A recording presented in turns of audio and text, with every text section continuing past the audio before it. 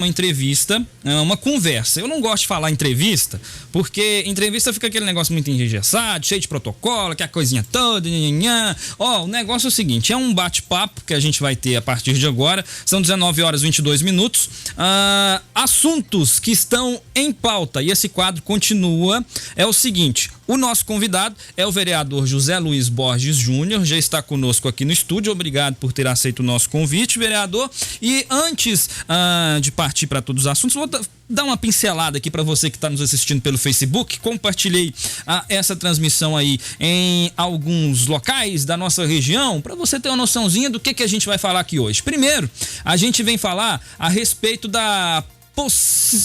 eu não posso falar aumento, porque senão algum vereador lá da Câmara vai falar assim que eu tô mentindo, que eu tô não sei o que e tal. Eu vou falar reajuste de acordo com a inflação. Reajuste de acordo com a inflação, aumento de salário. E também vamos falar de vereador o que está aqui conosco hoje, José Luiz Borges Júnior, apresentou um projeto de lei que torna todos os serviços essenciais. Aqui, de acordo com as participações que a gente está recebendo desde as 17 horas, são milhares. Posso afirmar que 80% a 90%, de acordo com as participações que eu tenho aqui no WhatsApp, favoráveis a esse projeto de lei. Mais detalhes a gente vai esmiuçar agora, a partir de agora, nessa conversa. Vamos falar também de outros projetos que serão colocados em pauta futuramente, que foi discutido hoje também, que foi apresentado também hoje pelo vereador na reunião da Câmara, que é a redução dos assessores. Mas também a gente vai levar em consideração o passado, porque no passado também circulou aí listas e mais listas, até na Fenamilho, o prefeito Luiz Eduardo Falcão estava junto, aquela galera toda e tal. Será que morreu aquele assunto relacionado à redução de vereadores na nossa cidade? Será que é um assunto que caiu por terra e que a Câmara não vai tratar mais disso? Enfim, e outros assuntos também, a gente vai perguntar também um pouco a respeito de posse de arma. Pode, vereador? A gente vai trocar ideia sobre tudo hoje. Muito obrigado por sua participação e por ter aceito o convite. Boa noite, Zé Luiz. Boa noite, Matheus. Boa noite a todos os ouvintes que estão nos escutando. É um prazer estar aqui novamente falando sobre o nosso serviço que a gente vem desempenhando com muita satisfação, né? Tentando ao máximo representar a nossa sociedade e fazer o melhor para ela.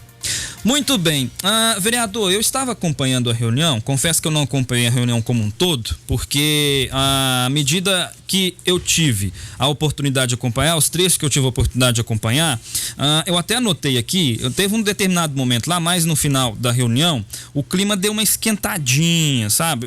Começou ali com uma fala do vereador Mauri da JL, falando a respeito das máquinas lá na região rural onde ele defende, aí começou a falar aí da questão da Comissão de Saúde, que está tendo muita crítica em cima da Comissão de Saúde, aí depois passou a palavra para o vereador Gladstone, e aí o Gladstone mostrou até um pouco assim, chateado, porque a mídia não está mostrando o tanto de dinheiro que os vereadores da Comissão de Saúde estão conseguindo para a cidade, mas é como eu disse aqui ao longo do programa, no momento em que foi dito, ali por volta das 18h10, 18 horas, quando o ente público, aquela pessoa que foi eleita, ela está lá representando as pessoas. Quando ela faz coisas positivas e também quando ela faz coisas ruins, e quando as coisas ruins sobressaem as positivas, aí não adianta. A mídia, aqui pelo menos no meu programa, aqui eu dou destaque tanto quando é positivo quanto é negativo. Critico e elogio. Aqui, para quem me ouve todo dia, tenha certeza disso. E eu sempre faço isso. Agora, os vereadores ficaram assim um pouco chateados com relação a isso e começaram a dizer que houve até uma divulgação, um alarde muito grande com relação ao reajuste salarial dos vereadores. Agora, na semana passada, na sexta-feira, um convidado meu aqui também do Em Pauta, na sexta-feira disse, pode ficar atento, porque agora os vereadores vão alegar que é um reajuste conforme a inflação e tal, de 5 pontos, alguma coisinha, 5,45 se eu não estiver errado, se eu estiver errado é mais ou menos nesse nível, e aí, nesse sentido, eu pergunto para o senhor, na fala do vereador Gladstone e também do Zé Eustáquio, eles disseram que houve um alarde muito grande, mas não foi alarde da mídia. A mídia explorou o assunto? É claro, a mídia vive de audiência. Por isso, o assunto foi explorado.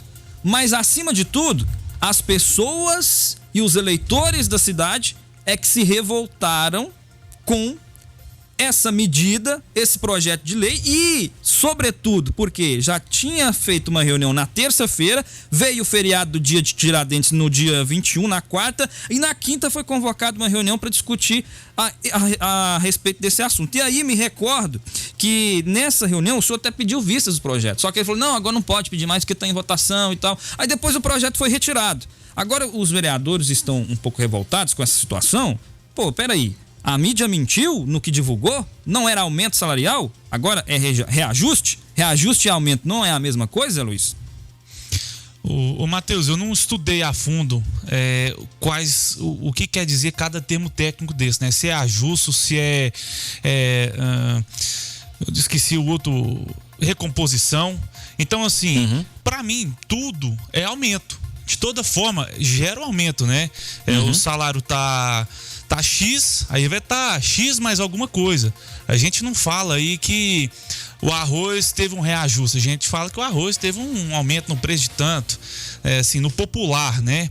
Então, eu vejo por esse lado. Agora, a questão da cobrança, é lógico que o papel da mídia é sempre estar questionando, né? Então, como você disse, em alguns momentos vai parabenizar, só que assim, eu vejo que de certa maneira, não tanto às vezes quanto deveria, porque o negócio dela é questionar, é em busca de audiência, como você disse. Então, se o cara der um vacilo, meu Deus, foi que, por exemplo, eu sinto na pele isso, se eu tiver algum vacilo, a imprensa vai cair matando, principalmente um portal de notícias aí que é muito visitado, que me chamou até de asno no outro dia, né? Falou que eu tenho 2 neurônios, mas, poxa, me chama de 2 neurônios, mas não sabe, né? Diferente de lockdown com distanciamento social, né? Então, uma briga que eu tenho também contra esse lockdown tem na cidade. Então, eu vejo por esse lado, é natural, o Matheus, né? Porque a população teve, sim, a indignação com esse projeto colocado para votação da forma que foi. E a mídia, lógico, né, vai aproveitar o assunto. Não só aproveitar o assunto, também vai levar informação pro morador aqui da cidade, né, pro patense. Então, por isso chegou onde nesse nível aí. Vereador, um outro ponto também para a gente poder destacar foi com relação aos ataques indiretos dos seus colegas, dizendo que, pelo que eu percebi aqui na transmissão da Câmara, dizendo que eles fazem, mas não buscam mídia. Esse posicionamento do senhor, ter votado contrário, o senhor e de seus colegas, o senhor acha que ter votado contrário a esse projeto lá na semana passada incomodou os demais colegas da Câmara? Olha, após essa votação, a gente não tocou tanto no assunto, né? Inclusive, alguns lá que votaram favoravelmente a esse aumento, me deram os parabéns depois, que achou que eu fiz o melhor mesmo, em ter pedido vista para o processo parar ali, para não vir a votação, né? E assim, eu senti que algumas pessoas ficaram contrariadas, sim, estão mordidas comigo, mas por outro lado tem algumas que entenderam. Então, eu não senti nenhuma indireta, não. Eu achei que foi tudo dentro da normalidade.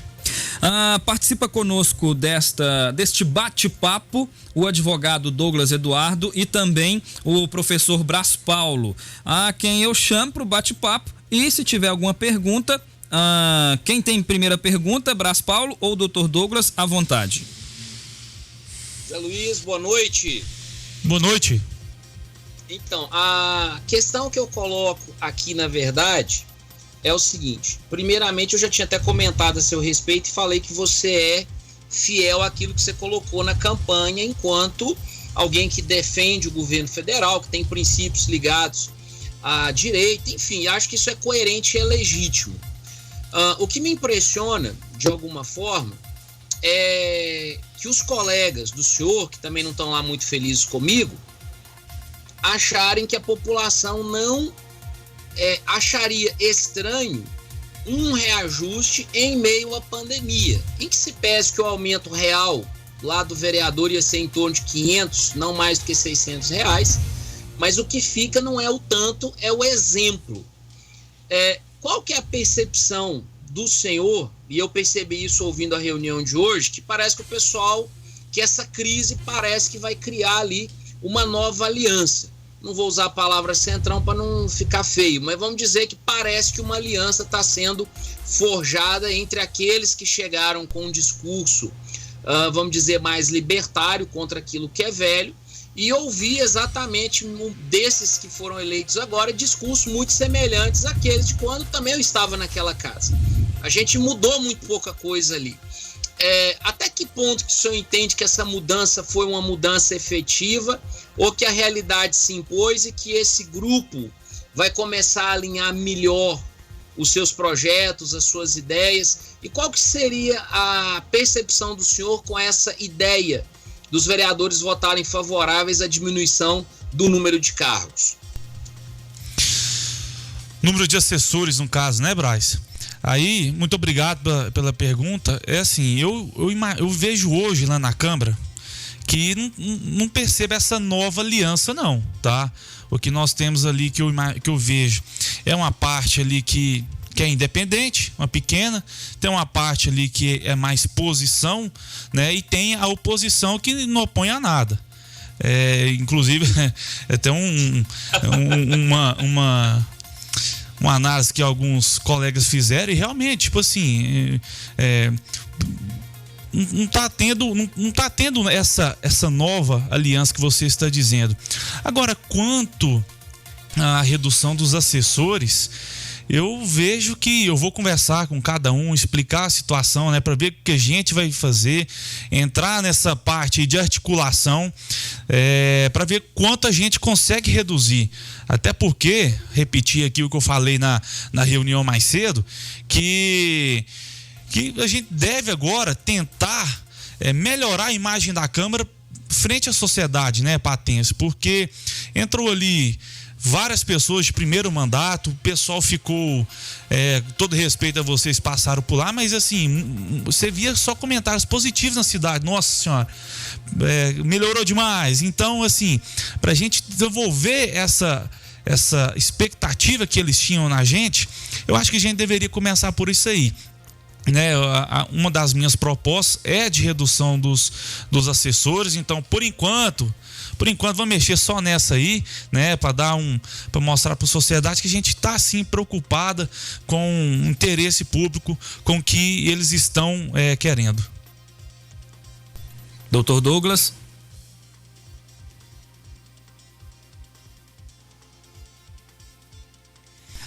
A gente não está com o seu retorno de som, doutor. Eu acho que ativa o microfone aí, por favor. E agora, tá me ouvindo? Pronto, à vontade. Desculpa. Boa noite, vereador Zé Luiz. Boa noite. Antes de fazer a pergunta, eu gostaria de cumprimentá-lo mais uma vez. Eu até já fiz isso diretamente a ele, porque eu acho que o movimento que ele fez na Câmara na semana passada para frear a aprovação do reajuste, que não é reajuste, que é recomposição, essa situação toda que foi colocada e defendida por alguns vereadores depois, foi fundamental para que o projeto não fosse aprovado. Eu diria que ele, na reunião passada, foi quase uma disputa de Davi contra Golias, porque já estava completamente articulada aquela situação. O que a gente observou é que não foi disponibilizado o projeto nem no site da Câmara anteriormente e nem foi colocado na pauta que havia sido disponibilizada à imprensa antes da reunião. E o projeto foi colocado para votação, inclusive foi aprovado, e só não foi aprovado em segundo turno por causa do pedido de vista do vereador, que foi fundamental. Ou seja, eu acho que ele fez valer um mecanismo interessante e conseguiu, depois da repercussão que foi criada em relação ao assunto, fazer com que os autores do projeto retirassem e posteriormente até vieram a cumprimentá-lo. Mas eu assisti um pedaço da reunião na semana passada, em que você faz um desabafo e coloca: olha, esse projeto foi colocado e eu nem tinha ficado sabendo. A pergunta que fica: você se sentiu traído por seus colegas em apresentar esse projeto sem consultar ou sem conversar com todos os vereadores naquele momento? Boa noite, doutor. Olha, eu sinceramente não me senti traído, né? Porque assim, eles já sabiam da minha posição, né? Qual seria meu voto ali diante daquelas circunstâncias. Então, assim, não me sinto traído, né? Mas a gente não deixa de ficar chateado porque acaba que envolve o nome da Câmara. E eu também, hoje eu estou sendo Câmara, né? E por isso, por ter levado o projeto da maneira que foi, sem ter antes comunicado, eu fiquei sabendo, foi por outras pessoas, acaba que a gente fica chateado, mas me sentir traído não. Até porque eu entendo a justificativa deles lá em falar que já sabia do meu posicionamento, né? Doutor Douglas, respondido? Respondido. Brás Paulo, você quer fazer mais alguma intervenção? À vontade, para a gente passar para um outro assunto. Não, vamos para frente. Tudo bem, então. Agora a gente vai falar justamente do tema da enquete do dia, que é o projeto de lei que torna todos os serviços essenciais. E o vereador que propôs esse projeto é o José Luiz Borges Júnior, que está aqui conosco hoje aqui no estúdio. Começando então, a notícia é do portal Pauta Independente, que você vai ter um pouquinho mais agora de noção do que eu vou ler agora. Há mais de um ano, empresários de Patos de Minas estão sendo extremamente prejudicados com as determinações impostas pelo Poder Executivo durante todo o ano de 2020. Os fechamentos na intenção de acabar com a transmissão da Covid-19 não só foi inefetivo, como gerou diversos prejuízos à economia do município, com o fechamento de empresas e demissões em massa. Com o objetivo de garantir o direito ao trabalho e acabar com a instabilidade de grande parte dos setores que compõem a economia, o vereador Zé Luiz Borges Júnior, do Podemos, apresentou o projeto de lei número 5.228 de 2021, que dispõe sobre serviços considerados essenciais no âmbito do município de Patos de Minas, na forma decidida na ADI 6.341 do Supremo Tribunal Federal e Decreto Federal número 10.282 e alterações. Com base no artigo 5º da Constituição Federal de 1988, em seu inciso 4º, que diz que todos são iguais perante a lei, sem distinção de qualquer natureza, garantindo-se aos brasileiros e aos estrangeiros residentes no país a inviolabilidade do direito à vida, a igualdade, a segurança e a propriedade, e na lei número 13.979 de 2020, sancionada pelo presidente Jair Messias Bolsonaro, sem partido, que regulamenta a definição de atividades essenciais. O projeto prevê, em síntese, que todo trabalho responsável pela renda familiar individual seja considerado essencial, sendo inconstitucional determinar o que pode ou não funcionar, mesmo em situações de crise sanitária. O projeto será votado em primeiro turno hoje, 29/4 de 2021, às 14 horas, na reunião ordinária da Câmara Municipal de Patos de Minas. Neste caso, a matéria foi feita no passado, a reunião já aconteceu também está no passado, e agora eu pergunto ao vereador. E aí, Zé Luiz, qual o segmento teve esse projeto? Esse projeto, né, nessa sequência aí, ele foi colocado como inconstitucional, após parecer da Comissão de Legislação, que foi elaborado pelo colega José Eustáquio. E agora eu tenho 5 dias para apresentar recurso, né? E nós vamos ficar em cima desse recurso aí para que venha a ser depois aprovado. É complicado, né, Matheus? Porque é o seguinte, nós temos aí exemplos de cidades, várias cidades, que não precisou fechar, ou cidades que até colocaram o projeto em votação e foi aprovado, né? Mas também tem cidades que foi colocado o projeto em votação e foi considerado como constitucional e não passou. Então, como que nós vamos resolver isso? Vamos olhar, interpretar a lei da maneira que seja melhor. Vamos olhar lá no topo lá das leis, digamos assim, né, que seria a Constituição, da inviolabilidade, né, de ir e vir, da livre iniciativa, da livre concorrência, mas tirando essa parte jurídica que às vezes é chata pra caramba, a gente tem que olhar o mérito da coisa também. Fechar comércios, portas aí de pessoas simples, fechar barbearias e algo do mais, vai resolver o problema? É provado que isso resolveu em algum lugar? eu tenho, né, estudos e também evidências de que isso não resolveu. Infelizmente é uma doença que ninguém sabe ainda como que a gente atua em cima dela, só que parece que na hora do desespero, quando a coisa aperta, né? Em alguns momentos apertou devido à falta de atividade do prefeito. Não estou falando que é o caso aqui de Patos, porque o governo federal, por exemplo, não fez nada além do que patrocinar governadores e prefeitos a investir na saúde, construir hospitais de campanha, aumentar o número de leitos, fazer um tratamento inicial, que também isso aí é fundamental para que nenhuma doença se agrave, né? Tratar no início, e isso não foi feito. Então aí, utilizando esse dinheiro para folha de pagamento, para construir qualquer coisa que seja de infraestrutura aqui na nossa cidade, chega numa situação que aperta, o prefeito ali sem nada a fazer, sem muito o que fazer, né? Às vezes não tem para onde espirrar aquele paciente que está precisando de um leito, o cara manda fechar, para ao menos falar assim: eu tentei fazer alguma coisa. Só que ele não vê que o que ele está fazendo, ele está aplicando um remédio que é até pior que a própria doença. Porque não é, se já está difícil ali da maneira que está, fechar vai ser muito pior. Nós vamos estar aumentando o número de desempregados, nós vamos estar aumentando o número de empresas fechadas. E foi o que eu disse hoje, por exemplo, na reunião lá sobre o projeto. Aqui em Patos nós temos quase 35 mil pessoas que recebem auxílio emergencial. A conta não fecha. Então, aí você tira essa pessoa que recebe auxílio emergencial, tem um aposentado, tem a criança, e assim, porque eu tô querendo chegar aonde? Que nós temos a população 150, ou seja, a população que é economicamente ativa, que está trabalhando, está sendo menor que essa. Então, quem vai pagar o sustento dos outros, né? Não existe almoço grátis, tem que estar alguém pagando para outro receber. Então é nesse ponto que eu quero dizer. Hoje nós estamos vendo aí que tudo está caro. Você vai no supermercado, você não compra as mesmas coisas com uma determinada quantia de dinheiro que comprava antes. Então, essa dificuldade, aumento de doenças, né, problemas psicológicos aí, a criançada sem aula também, que está gerando maior desgaste. Eu estou pensando nesse sentido.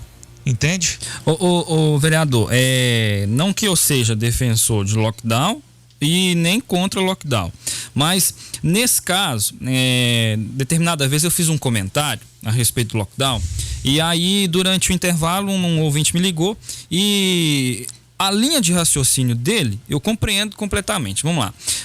Quando existe o vírus circula, e quando as pessoas estão circulando mais, o vírus circula mais. Aí a justificativa para fazer o lockdown. Fez o fechamento total da nossa cidade ali em meados de fevereiro, março, quando o número de mortes estava muito alto.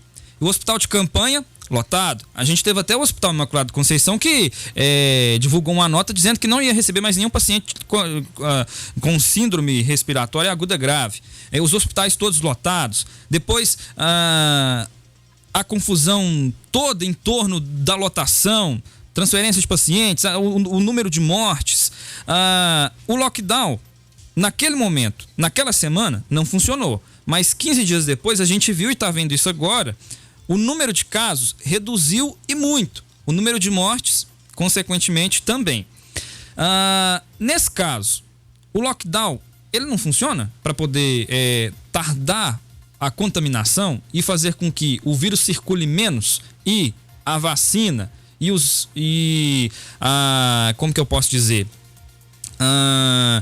Essas medidas protetivas, essas medidas para combater a disseminação do vírus não sejam eficazes? Qual a sua posição? Matheus, só quero reafirmar aqui que eu entendo a complicação, né?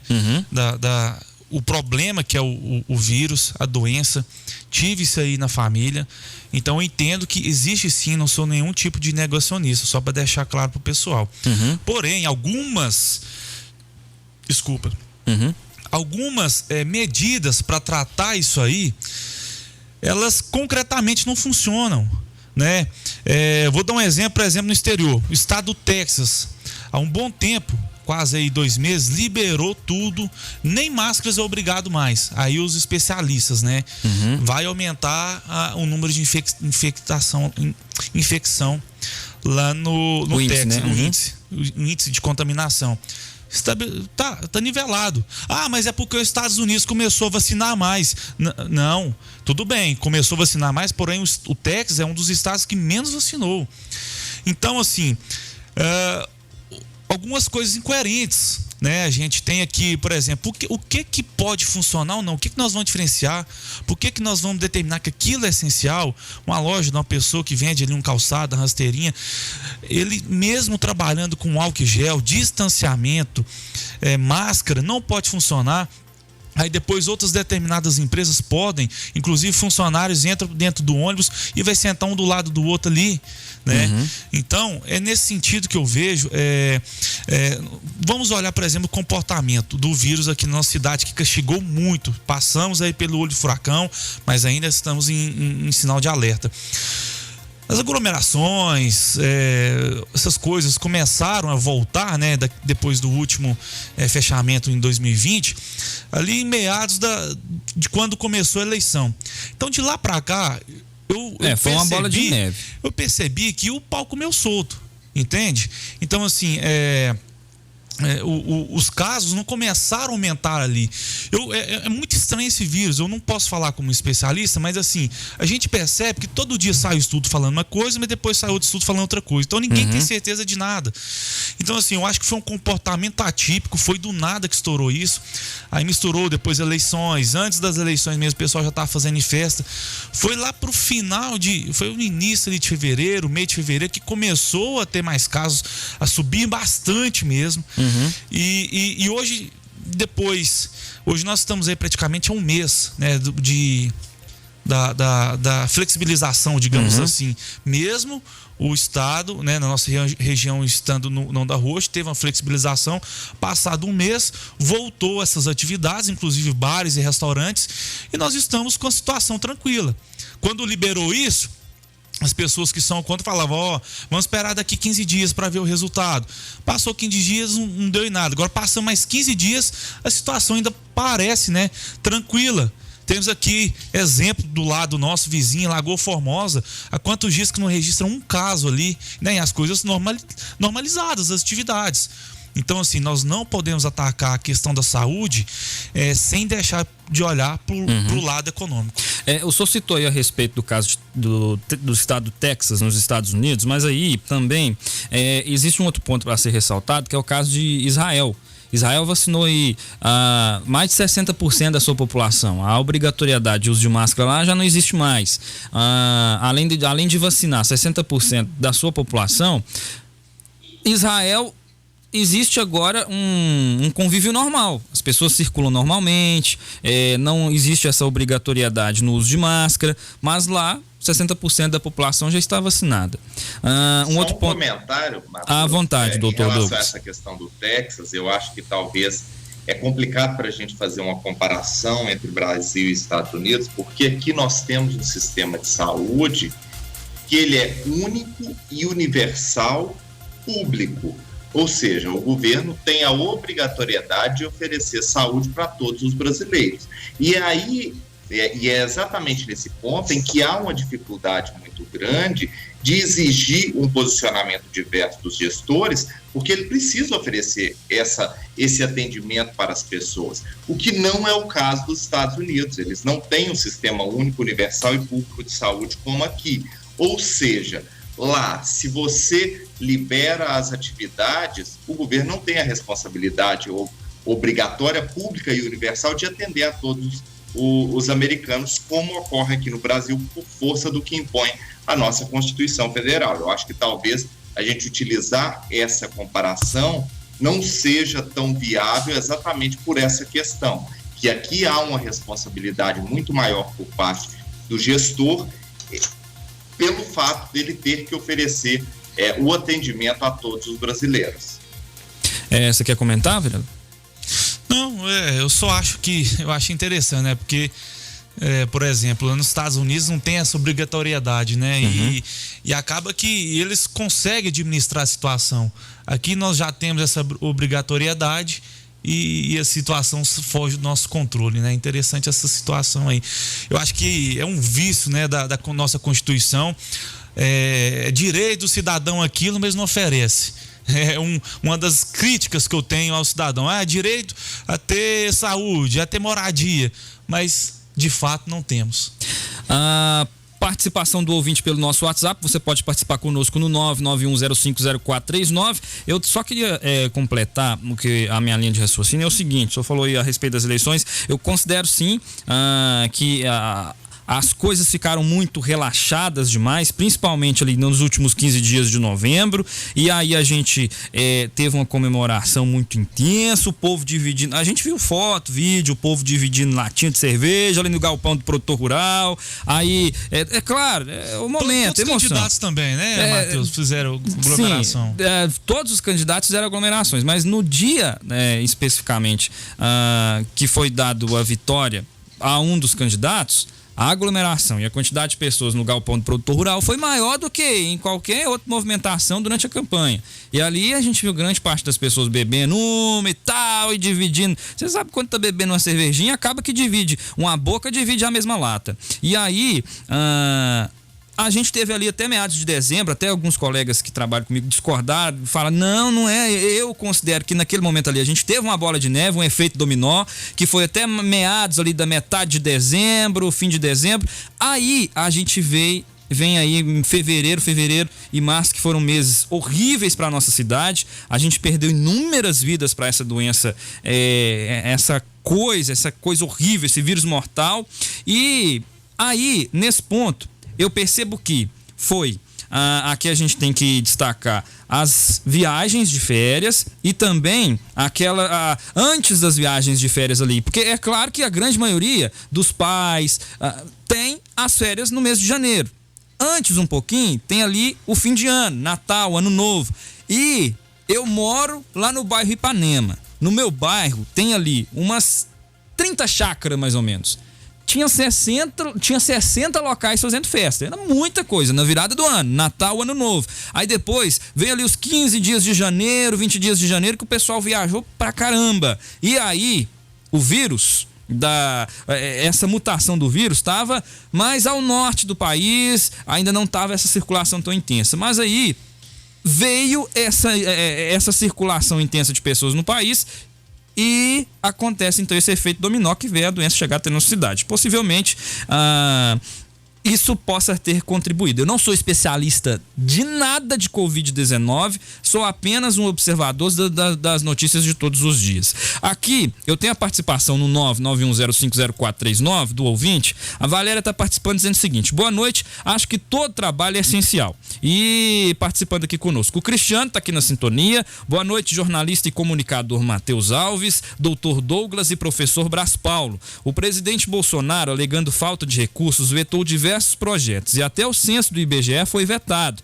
Aí, no contexto Patos de Minas, o que podemos esperar do governo federal para a duplicação da BR-365 de Uberlândia até Patos de Minas, tão divulgada e comemorada pela deputada federal Grace Elias, e a retomada das obras da UFO? O que podemos esperar nesse contexto? Porque recentemente o presidente da República esteve aqui no Triângulo Mineiro e anunciou o asfaltamento de uma BR, só que agora vetou. Não sei se você está ciente disso. Vê vários deputados junto com ele. É uma BR ali próximo a Uberlândia. Eu me recordo que foi uma festa danada e tal, vai asfaltar a BR, acho que é 361, alguma coisa nesse sentido. Enquanto a gente estiver conversando aqui, vou pesquisar a informação a fundo. E aí, essa verba foi vetada. O Tonzinho participando aqui com a gente, boa noite. Eu acho engraçado que os vereadores e prefeitos que saíram tiveram 4 anos para trabalhar, tanto no meio rural quanto no perímetro urbano, e não conseguiu fazer quase nada. Agora, esses que estão no governo agora têm 4 meses e a cobrança é como se eles estivessem lá 4 anos. Por que será? Não estou defendendo ninguém, porque não foi eu que prometi nada. Participação do Tonzinho. Aqui a participação do Hamilton, vamos ouvi-lo. Deus, tenho conversado com muita gente. A questão do cenário que nós estamos vivendo hoje é o seguinte: hoje, quando a imprensa enxerga e divulga as falhas do presidente, ele começa a atacar a imprensa. Aí eu vou te dar um exemplo para você. No Mensalão e no Petrolão, a Globo foi uma emissora que detonou o PT. Teve reportagem no Fantástico, teve reportagem no Globo Repórter, teve uma reportagem exclusiva no Jornal Nacional, no Mensalão e no Petrolão. Agora, qualquer notícia que fala desse presidente, eles atacam a imprensa. Então, essa nova política, eles querem o quê? Eles querem fazer as coisas caladas, por exemplo, se a imprensa ver, descobrir e denunciar, eles querem abafar? Complicado, não é? Eles estão amordaçando a imprensa hoje em dia. Então, o que acontece? Tá muito estranho isso, não tem cabimento, entendeu? Eu vou dar um exemplo para você. Tem um programa na Jovem Pan, que é aquele Pingunziz. Eu tomei nojo daquela rádio, tomei nojo daquele programa. Você pega aquele programa lá, você escuta ele pra você ver. Os caras o tempo todo bajulando o Bolsonaro. Mas será que o Bolsonaro é tão perfeito assim? Será que um cara que nunca errou, que não erra como político, que não erra como presidente? Porque os caras só apoiam o presidente. Então, assim, quem tá injetando dinheiro ali? Aí esse pessoal do Bolsonaro vem com aquela fala: acabou a mamata da Globo, acabou o dinheiro pra Globo. Mas então o dinheiro de verba federal de imprensa tá indo pra Jovem Pan? Porque tá escancarado o tanto que aquela emissora bajula o Bolsonaro. E de graça não tá sendo, não. Tem que investigar aquilo ali. E quando você critica as administrações atuais, eles começam a atacar a imprensa. É demais. A participação do Enilson. Matheus, pede o braço para responder para nós. Se, na verdade, o político brasileiro faz aquele curso para assumir a cadeira, é para aprender a fazer essas atitudes como os vereadores de Patos? Outra coisa, que quer aproveitar o gancho e frisar ao eleitor patense a importância do seu voto para a eleição para deputado. Tem de ser para alguém daqui, pois se acontecer isso como está acontecendo aqui em Patos, tem como exigir a correção de seu voto. Além disso, o representante político esquece que quem votou nele passa a ser o patrão de tal, e quem não votou é o seu gerente. Tá aqui a participação do Enilson. Eu tenho aqui também a participação do Moacir, que diz o seguinte: Matheus, boa noite, graças a Deus que atualmente temos uma mídia considerada mentirosa. Essa afirmação é de uma hipocrisia sem tamanho, e quando o grupo dos 13, nesse caso, ele fala, o grupo dos 13 vereadores, alega que não se tratava de aumento de salário, mas sim de reposição de perdas, a vergonha e o desabono permanecem do mesmo tamanho, pois, num momento tão atípico como nós atravessamos, não há que se falar nem em reposição e tampouco em aumento. Há simplesmente que seguir desempenhando da melhor forma possível suas funções. Inadmissível, impróprio e vergonhoso. É aqui a participação do Moacir. Tá aqui o Marcinho participando. Fala, Matheus, boa noite, cara. Quem fala aqui é o Marcinho do Derol, prazeraço, meu irmão. E aí, gente boa? Sempre na escuta aqui, interligado nas notícias e nas boas músicas. Ô, meu Tamo querido, junto. se você puder, cara, com todo carinho, se você estiver atendendo pedidos musicais, Na hora. toca pra nós aí, manda pra nós aí, Ponteiro e Ponteado, uma sombra em sua vida. Ou então pode ser Bate Coração com o trio Beleza Pura. É o Marcinho Luderó, aqui no Santa Terezinha, com muito prazer e com bons ouvidos. Garoto, abraço, agradece.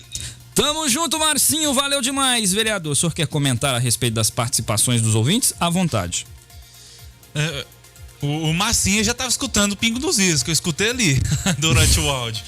Agora o anterior, ele falou tanta besteira, pelo amor de Deus. Falar que a verba publicitária que era da Globo, ele tá injetando em outro lugar. Pelo contrário, meu amigo. Ele diminuiu bastante, consideravelmente, a verba publicitária para todos os meios de comunicação.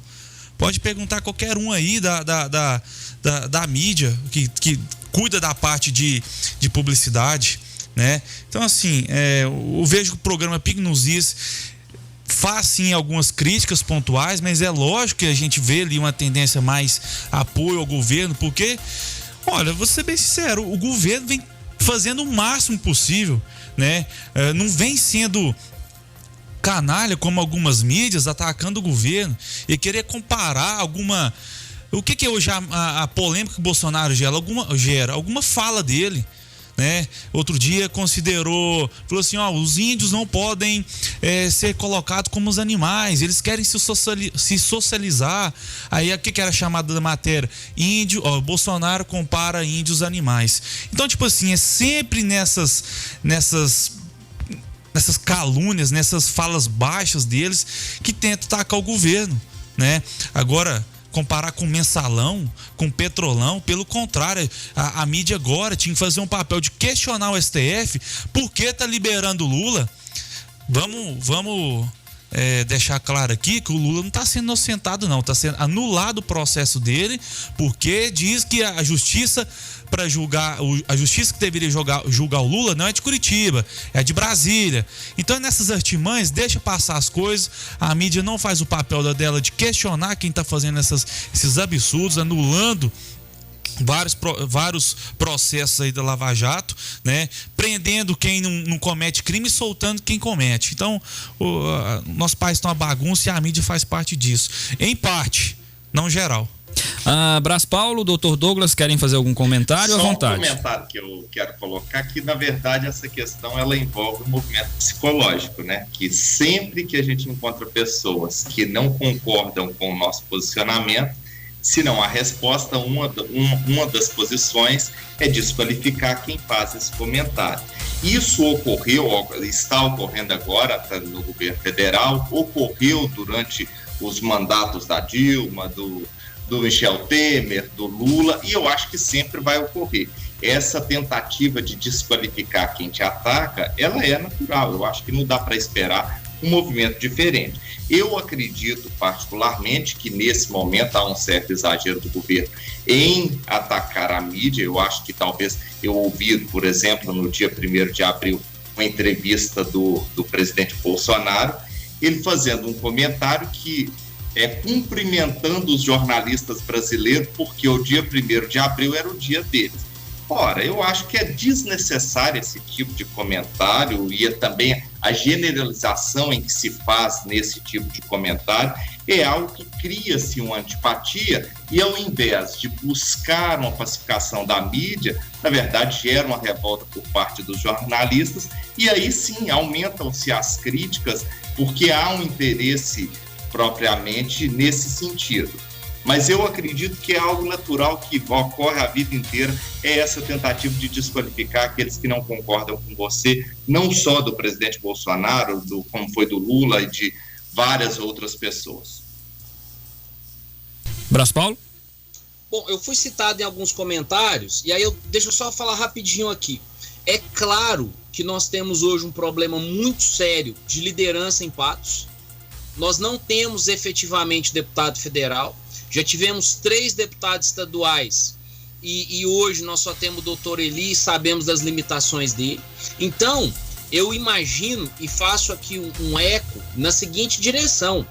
Se não houver uma mínima organização daqueles que hoje estão ou no poder ou daqueles que já estiveram e daqueles que são lideranças políticas para um diálogo maduro, mais uma vez ficaremos à mercê de cidades menores do que aquela que é Patos de Minas, ficaremos sem portas abertas no governo federal, ficaremos sem as devidas portas abertas na Assembleia e ficaremos sem a ação necessária.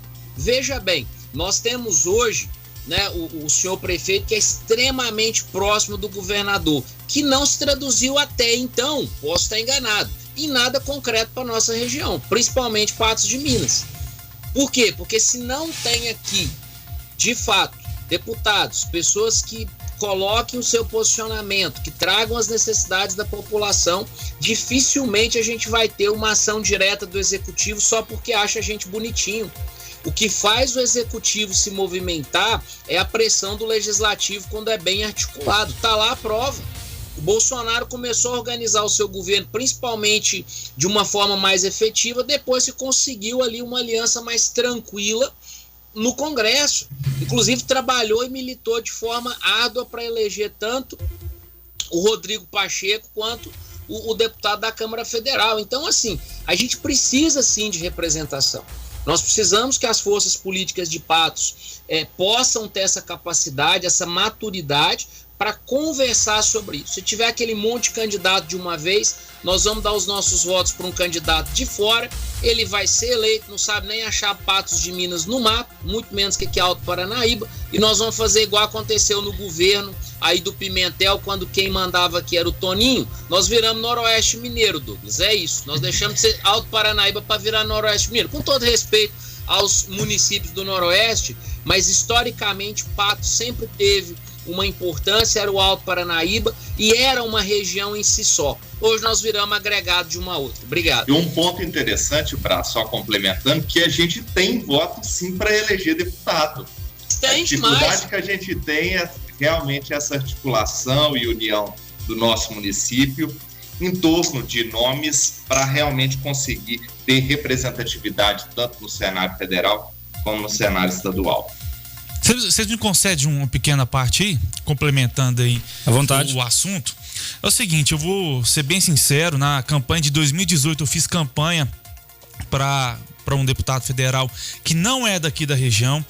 Aí alguns me perguntam, por que você faria isso? Olha, tendo em vista que o candidato a presidente da República era o Bolsonaro, então eu estava querendo, né?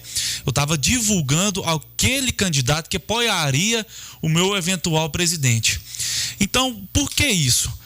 Olha, nem sempre a gente votando no candidato nosso, né, daqui da nossa região, ele vai estar nos representando da forma que queremos lá no Congresso, né? Eu fico pensando, quando passasse lá a votar na Câmara dos Deputados o fundão eleitoral, será que esse candidato nosso aqui, ele votaria contra? Será que os líderes políticos dele não forçariam ele a votar contra? Porque o que eu apoiei, votaria contra. Projetos aí para aumentar punição para crimes hediondos, que seja. O daqui votaria, né?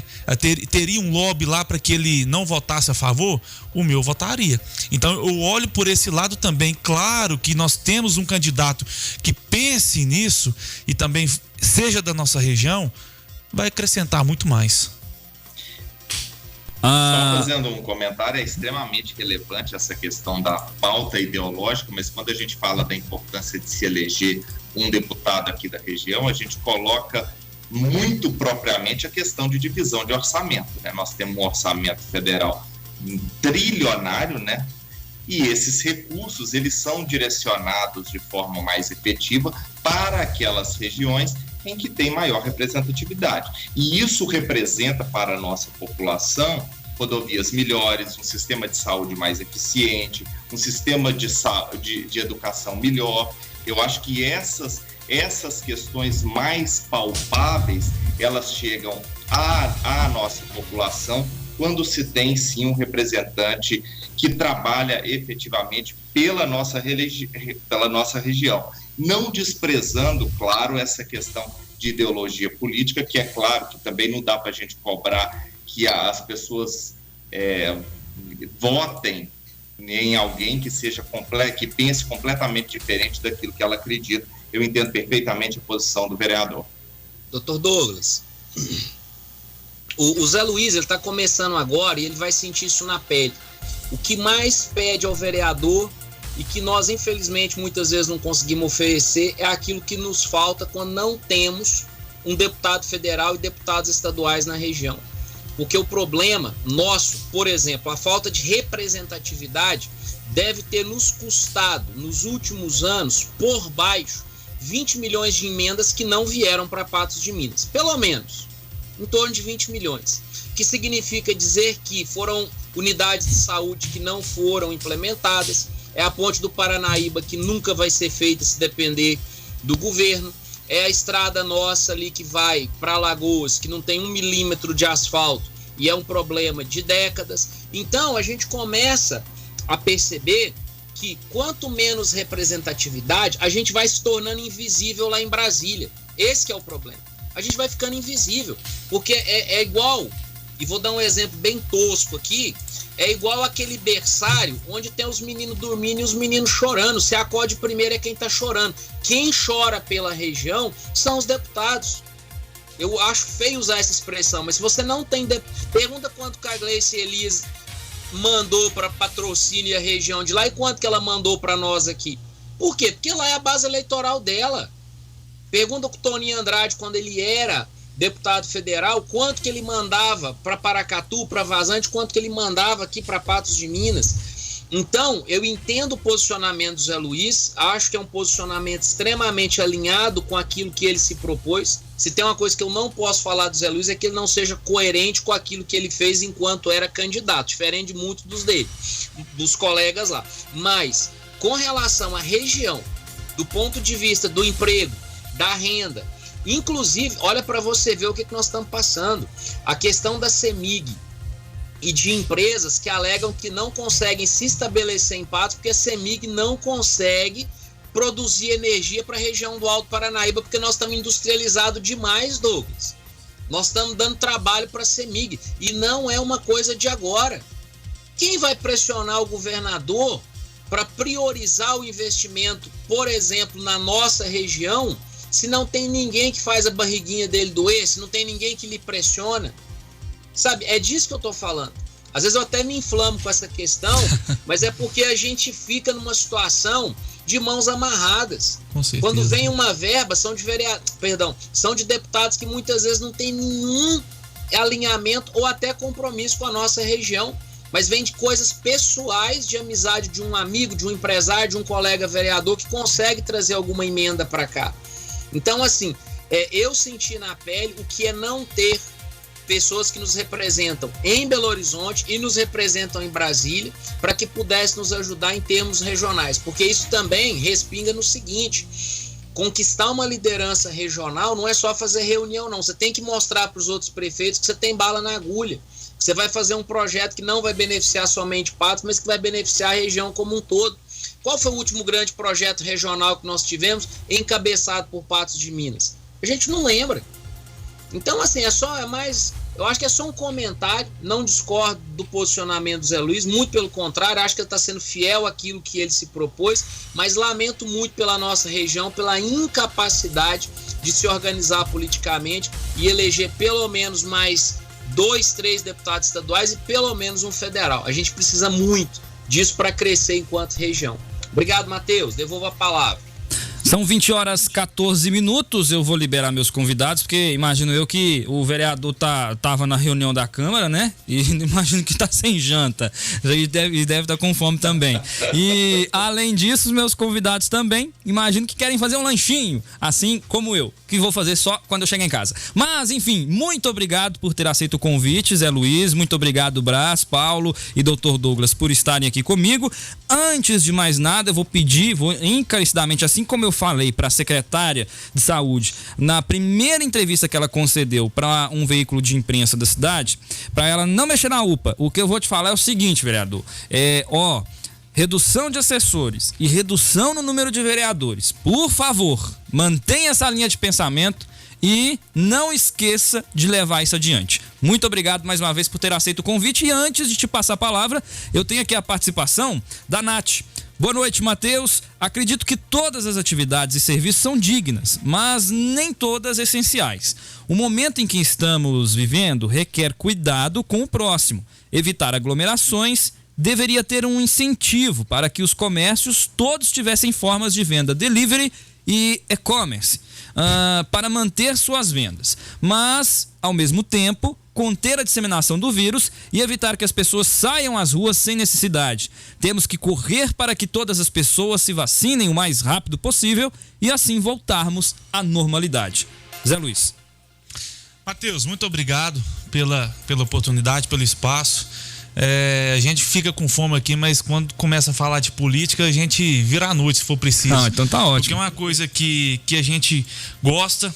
Eu tenho o prazer de ter entrado nisso porque estou brigando pelos meus ideais, pelas aquelas pessoas que acreditaram em mim e sempre estão me motivando. Como eu recebi elogios de semana passada para cá, então isso só não faz a ter mais gás, né? Então, agradeço muito o espaço, gostaria de ter falado mais, mas fica para uma próxima oportunidade e tamo junto. É isso, doutor Douglas, obrigado, e Brás Paulo, obrigado pela participação. Grande abraço, boa noite. Grande abraço, boa noite, fiquem com Deus. Eu tenho aqui uma última participação